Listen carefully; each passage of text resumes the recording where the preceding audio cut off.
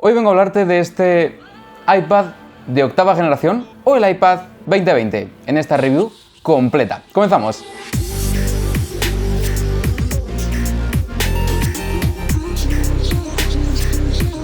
Si lo vemos exteriormente nos va a recordar mucho al de la generación pasada, y es que no ha cambiado en nada. Las medidas son exactamente iguales. Podemos decir que han reciclado incluso el body. Contamos con una pantalla de 10,2 pulgadas de alta resolución con 500 nits. Esto quiere decir que vamos a tener una pantalla estupenda incluso en exteriores a plena luz del día. Este iPad cuenta con compatibilidad con Apple Pencil, el Apple Pencil de primera generación que visteis hace unos días en el unboxing, que por cierto, si no lo has visto, te lo dejo por aquí arriba, porque vienen sorpresitas en la caja de este iPad 2020. Me sorprendieron. Y si no quieres perderte todo el contenido que vamos a hacer con este iPad, te recomiendo que te suscribas al canal y actives la campanita, porque cada poquito tiempo estoy subiendo un contenido nuevo del iPad, porque lo vamos a poner a prueba. Y suscribiéndote es la única forma de no perderte absolutamente nada. Dicho todo esto, continuemos. Este iPad tiene compatibilidad con teclados mediante el conector que vemos en el lateral llamado Smart Connector. ¿Y para qué sirve este conector? Pues para no preocuparnos de conexión Bluetooth o de baterías. Directamente este conector que podemos ver en el lateral del iPad va a alimentar ese teclado y va a mandar toda la información. Y simplemente va a estar disponible para poder utilizarlo en cualquier momento. No tenemos que preocuparnos de nada más. Esta característica años atrás era exclusiva de los iPad Pro, pero desde la generación anterior y esta tenemos este conector que, si te gustan los teclados físicos, le vas a sacar mucho provecho. Contamos con doble altavoz, según Apple, estéreo, pero la desventaja es que solamente está en un lado, así que cuando estemos consumiendo contenido lo vamos a escuchar solo por un lateral. Lo que sí conservamos, y es algo que se está perdiendo, es la conexión de jack 3.5 para auriculares en la parte superior. Podemos conectar los auriculares de siempre y disfrutar gracias a este conector. En cuanto a cámaras, en el exterior contamos con una cámara de 8 megapíxeles con la capacidad de grabar vídeo 1080 30 fotogramas por segundo, y en su interior una cámara de 1,2 megapíxeles y con la capacidad de grabar vídeo a 720p. Pero no me imagino a nadie grabando vídeo con el iPad.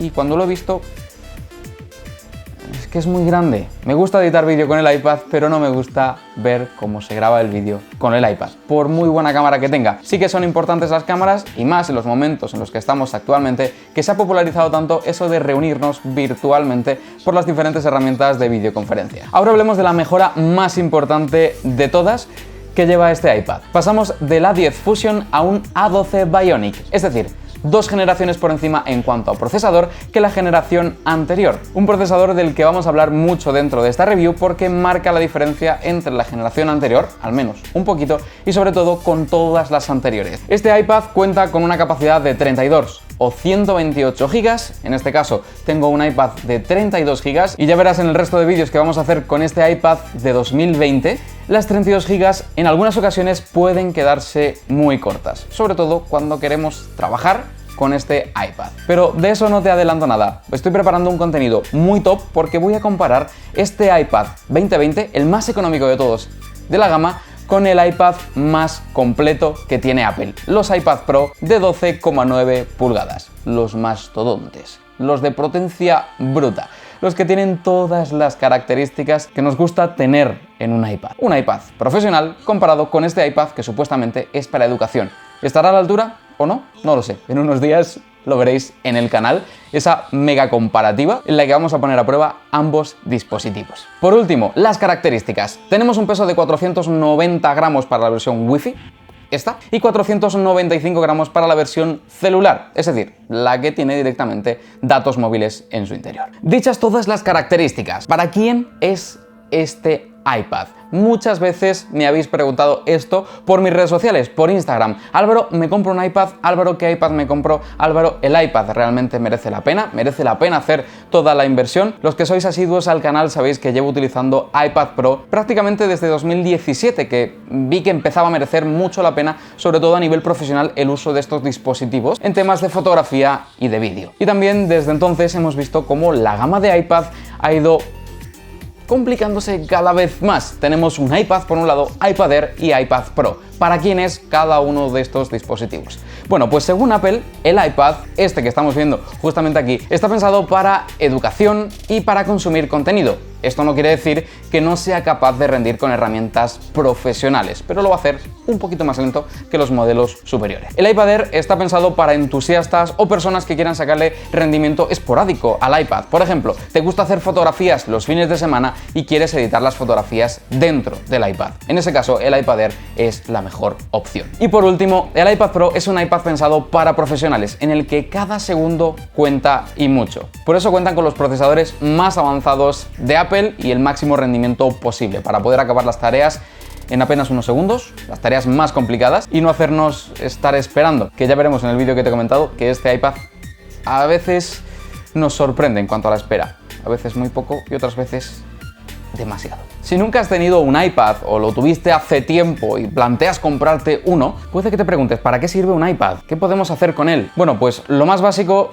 va a ser consumir contenido. El contenido digital se disfruta mucho, ya sean periódicos y prensa, porque el tamaño es súper liviano, cabe en cualquier lugar y nos invita a poder consumir ese tipo de contenido. Podemos pasearnos por un montón de páginas web y disfrutarlas, estar enganchados a Netflix, Prime Video, Apple TV Plus o incluso los vídeos de YouTube, como este canal, que subimos contenido semanal, fotografía, vídeo, tecnología, cámaras de acción, un montón de cositas, así que no quiero que te pierdas ningún vídeo. Incluso este iPad es capaz de hacer tareas de ofimática, como por ejemplo algo que podemos tener en un día a día laboral, profesional, como es gestionar cuentas de Excel, escribir documentos en Word o preparar presentaciones. Por lo tanto, profesiones que se me vienen a la cabeza como profesores o si simplemente quieres llevar la contabilidad personal, es muy fácil hacerlo con un iPad. Y no nos olvidemos de una de las grandes mejoras de este iPad. Hay un montón de aplicaciones en la Store, por lo tanto, también es muy fácil poder jugar con él y pasar tiempo con los títulos más famosos y conocidos que podemos tener en el mercado.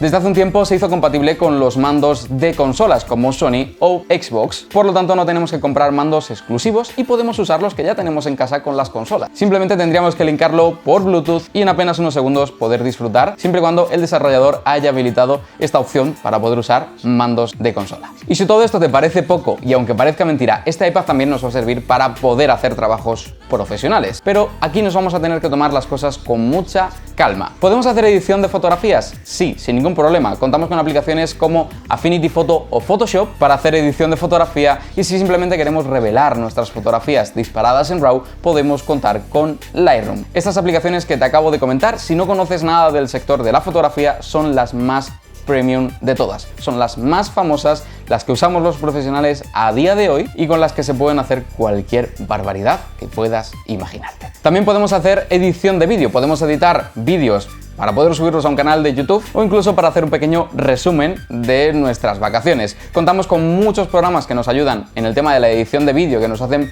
preajustes y que nos dejan prácticamente el vídeo montado al instante, o incluso podemos hacer montaje de vídeo profesional con aplicaciones como LumaFusion que hemos analizado dentro de este canal. Pero LumaFusion tiene un gran pero o un gran asterisco dentro de este iPad, y es que con la versión de 32 GB o incluso con un iPad que tenga 64 GB lo vamos a pasar muy mal. Sí que es muy recomendable tener una capacidad de 128 GB en adelante si queremos hacer este tipo de tareas con el iPad. Y por último, otra de las cosas que personalmente me ha llamado mucho la atención que podemos hacer con los iPads es diseño 3D. El diseño 3D se ha metido en nuestras vidas desde que las impresoras 3D se popularizaron. Yo, por ejemplo, sin ir más lejos, siempre terminaba mis diseños y mis piezas en FreeCAD, una aplicación de open source para Windows y Mac, pero solo es compatible con ordenadores. Por lo tanto, cuando quería hacer algún diseño de piezas, siempre tenía que contar con el ordenador. Bien, pues también existen aplicaciones para hacer diseño 3D con precisión milimétrica con el iPad. Algo realmente asombroso. Ahora que ya te he contado todas las bondades, todas las cosas buenas, vamos a hablar de esas grandes diferencias, porque a priori, la única diferencia que vemos entre séptima generación